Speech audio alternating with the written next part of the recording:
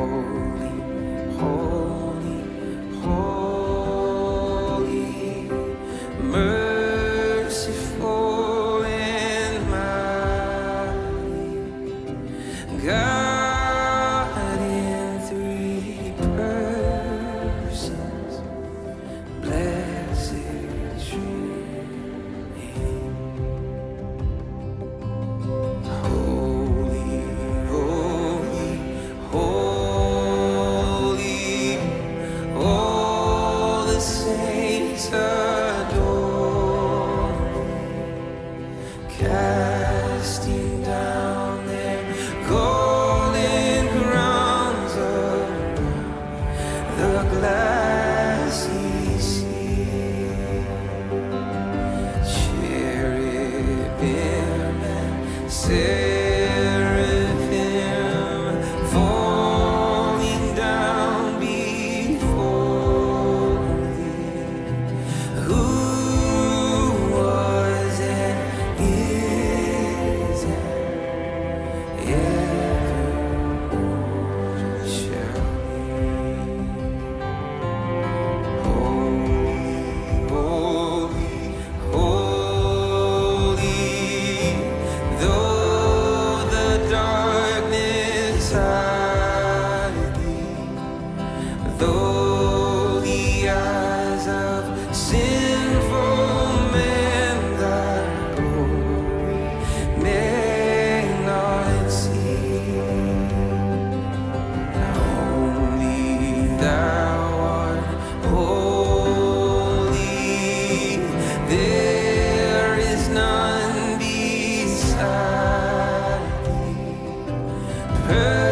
perfect in power, love and purity.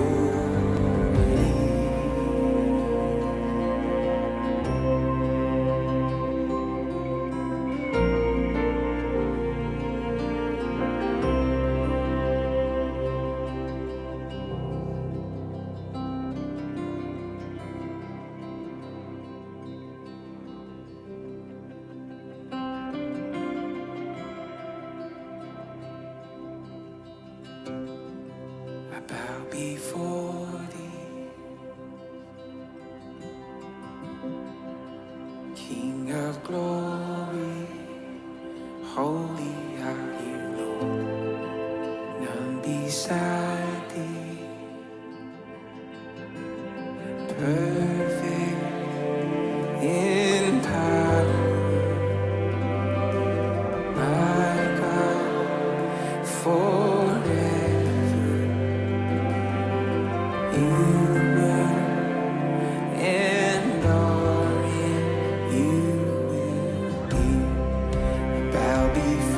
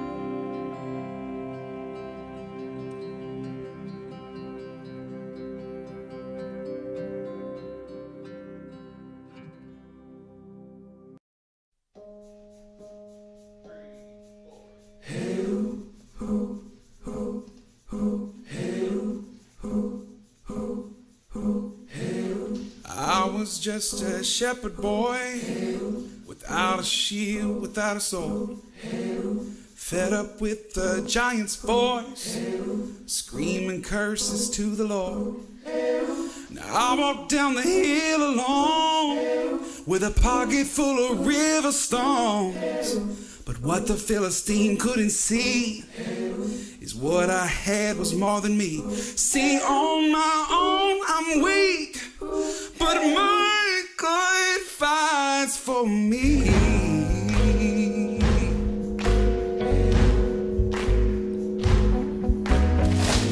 Well, I was servant to the king, interpreting his crazy dreams.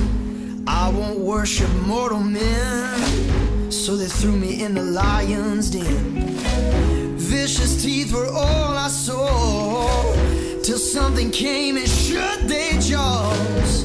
You couldn't find a scratch on me. In fact, that night I fell asleep. When morning came, it shocked them all, 'cause my God fights for me. Oh yes, he does. I stumbled into the room with alabaster and my wounds. I could feel their judging eyes as I knelt before the Christ. I poured my oil upon his feet. I didn't care who saw me weep. I gave him all I had that day, and he should have sent me on my way. But instead he lifted up my head, 'cause my God fights for me. Whoa, whoa.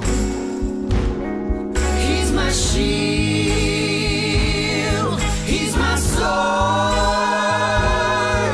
The victory is the Lord's.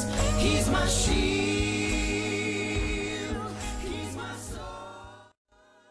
Thank you for joining us again tonight. Last night we showed you a video on sacrifice and atonement and told you that, well, hey, we're going to be watching one on God's holiness. And God's holiness is one of the themes of the book of Leviticus that we're going to get into Thursday night after.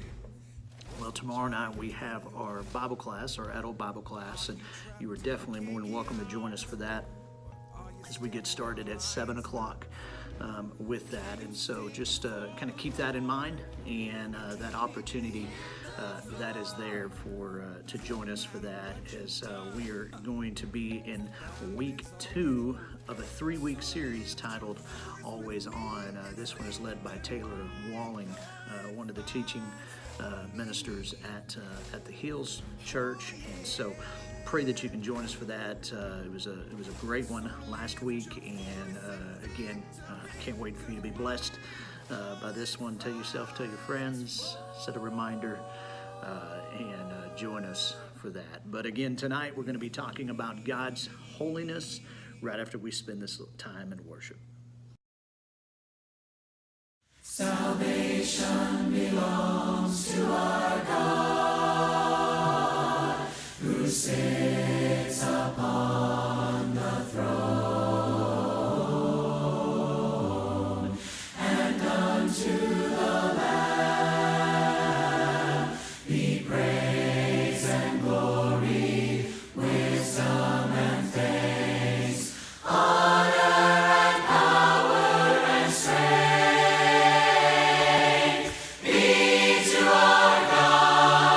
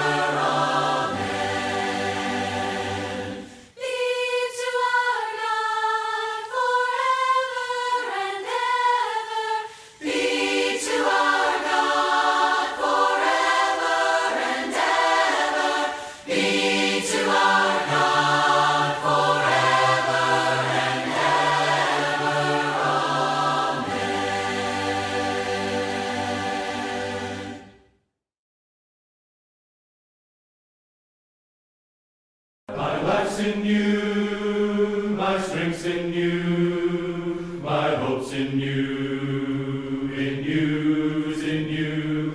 My life's in you, Lord, my strength's in you, is in you, Lord, my hope's in you, is in you, Lord, in you, is in you. My life's in you, Lord, my strength's in you, is in you, Lord, my hope's in you, is in you, Lord, in you, is in you. I will praise you with all of my life. I will praise you with all of my strength, with all of my life, with all of my strength. All of my hope is in you.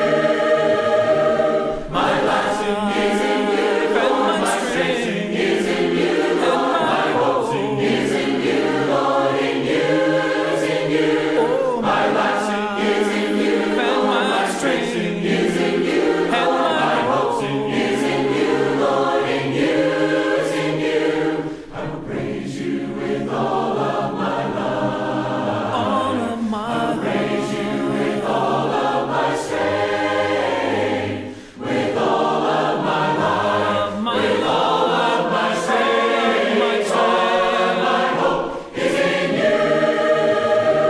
My life's is in you, Lord. My strength is in you, Lord. My hope is in you, Lord. In you is in you. My life's is in you, Lord. My strength is in you, Lord. My hope is in you, Lord. In you is in you. In you it's in you. In you it's in you. It's in you. You've probably heard the word holy before, or at least sang it in a church song once or twice. And for most people, this idea is really just connected to being a morally good person. So God is holy because he's morally perfect. Yeah, that is part of it. But in the Bible, the idea of holiness is even bigger and more rich. What it's really describing is how God is the creative force behind the whole universe. He's the one and only being with the power to make a world full of such beauty and life. And so all these abilities, they make God utterly unique, which is the meaning of the word holy. So a helpful way to think about God's holiness is by using the sun as a metaphor. The sun is unique, at least within our solar system, and it's really powerful. It's the source of all this beautiful life on our planet. And so you could say that the sun is holy. And you can actually take this metaphor even further in that the whole area around the sun is also holy. Yeah, because the closer you get to the sun, the more intense it gets. Yeah, exactly. So that very power and goodness that generates all this life is also dangerous. I mean, the sun, if you get too close, will annihilate you. And in the same way, there's this paradox at the heart of God's own holiness, because if you're impure, his presence is dangerous to you. And not because it's bad, but because it's so good. And so the first time we see this paradox of God's holiness, it's in the story of Moses and the burning bush. So God tells Moses to take off his sandals because he's standing on holy ground. And Moses covers his face in fear, and God says, hey, don't come any closer. It's intense. It's actually that intensity of God's holiness that's explored even more in the stories about Israel's temple, which was the main place where God's holy presence was located. And at the center of the temple was this room called the Most Holy Place, the hot spot of God's presence. And whether you're an Israelite living in the land around the temple or a priest working right in the temple, you're in proximity to God's holy presence, which is dangerous.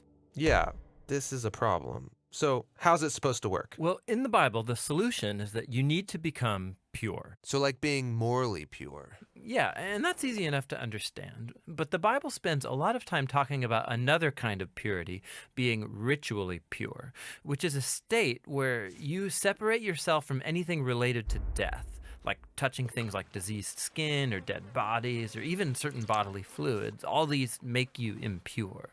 And becoming ritually impure isn't necessarily sinful. What's wrong is waltzing into God's presence when you're in an impure state. And so that's why God gave the Israelites very clear instructions for knowing when they were impure, steps to become pure, so that they could go into the temple again. So that's what the book of Leviticus is about. Right. But it doesn't stop there. This idea keeps developing. So later in the scriptures, we find this really interesting story by a prophet named Isaiah. And he has this crazy vision where he's in the temple and he's right in God's presence. He's totally terrified. Yeah, he knows the rules. He shouldn't even be in there. And he's worried about being destroyed. And then this crazy creature called a seraphim. Yeah, that is a crazy creature. Totally. So it flies over with a hot coal, and then it sears Isaiah's lips with the coal and says something really weird. Your guilt is taken away, and your sin is atoned for. So this burning coal somehow makes Isaiah pure. Yeah, it's remarkable because normally if you touch something impure, it transfers its impurity to you. But now here's this new idea where you have this coal, this very holy and pure object, and it touches Isaiah, and it transfers its purity to him. Isaiah is not destroyed by God's holiness. He's transformed by it. I mean, the implications of this are just huge. But there's one more development, this time from another prophet, Ezekiel. And he has this vision where he's standing at the temple and he sees water trickling out from it. And then that water turns into a stream, and then it grows into a deep river that starts flowing through the desert, leaving this trail of green trees behind it. And then it flows into the Dead Sea, making everything fresh and alive. So instead of becoming pure first and then going into the temple, here God's holiness comes out from the temple, making things pure and bringing them to life. What does it all mean? So we don't know until we meet this man, Jesus. And he claims that he's fulfilling all of these ancient visions, but in surprising new ways. So Jesus, he went around touching people who are impure, people with skin diseases, a woman with chronic bleeding, or dead people. And when he touches them, their impurity should transfer over to Jesus, but instead, Jesus' purity transfers to them and actually heals their bodies. Jesus is like that holy coal in Isaiah's vision. Right. And Jesus claimed that he was the human embodiment of God's own holiness, and that he and his followers were now God's temple, so that through them, God's holy presence would go out into the world and bring life and healing and hope. And so this is why Jesus described his followers as having streams of living water flowing out of them. So this is our part of the story where we find ourselves now, but where's this all heading? So the last pages of the Bible end with a final vision about God's holiness. And this time it's by a guy named John. And in his vision, we see the whole world made completely new. The entire earth has become God's temple. And Ezekiel's river is there, flowing out of God's presence, immersing all of creation, removing all impurity, and bringing everything back to life. You know, just the word holiness, as Peter says, through inspiration of the Spirit, be holy as I am holy, in reference to God, in reference to the Father, the Son, and the Spirit, and to have our holiness to be like His, we must live in that holiness, and we must strive to be near it. And we must strive to live in the awareness that on our own, even with our best efforts, even with everything that we seek out to do to follow all the rules, to live up to every expectation, we still fall short. And so he says, be holy, not as you are holy, but as I am holy. And it's not one of those things going, well, this mentality that you hear a lot, well, you're only human, so whatever, you're going to make mistakes, so who cares? Well, just because we are prone to make mistakes, that does not give us a license to just walk around carelessly and live flawed because, hey, we're flawed, and live imperfect because, hey, we're imperfect. Who cares? God's holiness is going to cover that. Well, there's a response, an expected response from us. And so my prayer for you tonight is that you would be holy as God is holy. Y'all have a great night. God bless.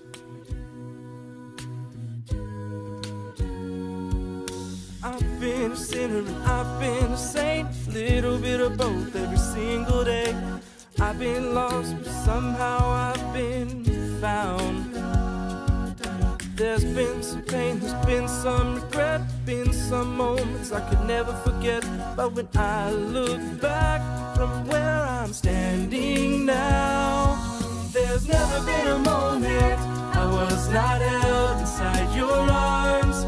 And there's never been a day when you were not who you say you are. Yours forever, it don't matter what I'm walking through. Cause no matter where I'm going, there's never been a moment that I was not loved by you. Loved by you, loved by you. You've been the rock and you've been the peace, always showing your good heart to me. My days are marked by grace I don't deserve. You've been the price I could never pay. You've been the light that has led the way.